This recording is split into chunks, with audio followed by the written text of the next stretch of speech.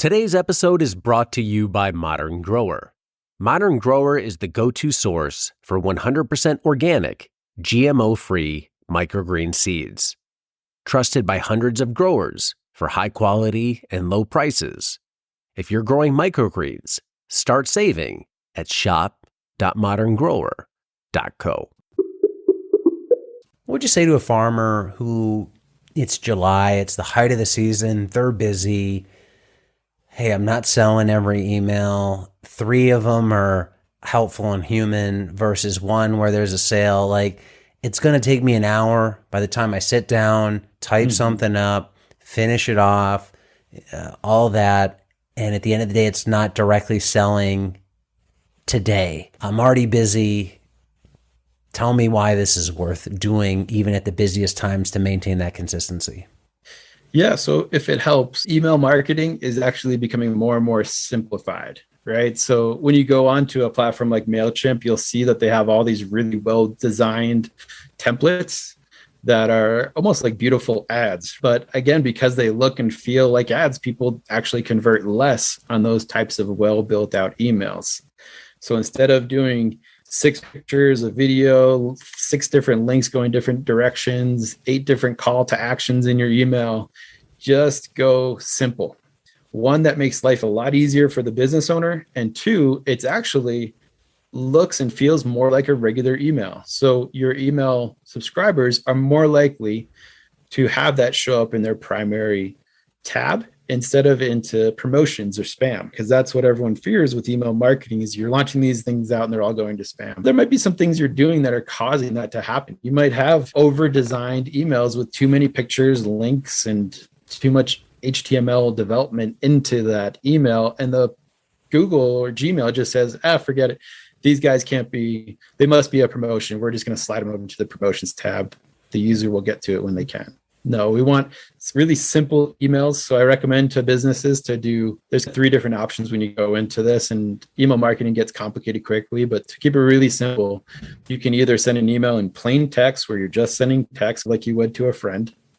The second thing would be simple HTML, where maybe you have now text and also a picture or one video, and then the more complicated HTML formatted emails. So I recommend the simple HTML because you can still track open rates and those type of analytics on the back end of a simple HTML versus just a plain text. So what I typically encourage businesses and farmers to do is to go out and send out this email with just a little bit of caption, talking about whatever the simple piece of value or call to action is, and maybe one picture. So now you have your caption, your words, your picture, and then at max 2 external links off of that email. And ideally, both of them with the same call to action. So if people click the picture, boom, they're going to go to the landing page of that product. Or if they click the link in the caption, boom, they're going to land on that landing page of your product. So all that to say, let's make it really simple because the platforms like Gmail will actually be more likely to put it in front of your target audience instead of in promotions. And it makes your life easier too. So we're in this sweet spot right now. So keep it simple. Yep. That makes it easy to execute even when you're busy. And it's kind of, you mentioned orchards earlier. You plant a tree, you tend to that tree for years and years because many years down the line, you want that tree to produce for you, and then you want it to keep producing well into the future. And I think email lists is the same way. It's not always about your direct action gets returned by some sort of sales transaction when you send it, but it's building that audience where the returns are steady over a very long period of time. So it's not one email that makes or breaks anything, but it's that consistency that really builds something that matters.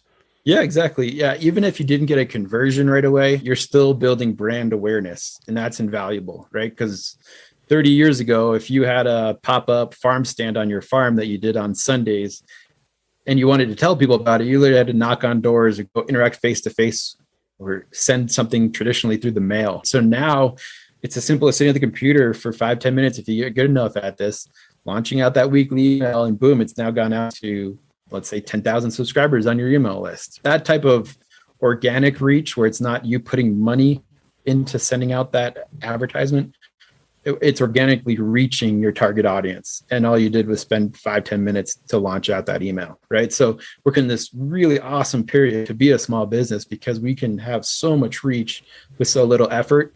These things do take time, but it's invaluable as far as a marketing channel and spending your time. And really, as farmers, you either spend money into advertising and digital marketing or you spend your time.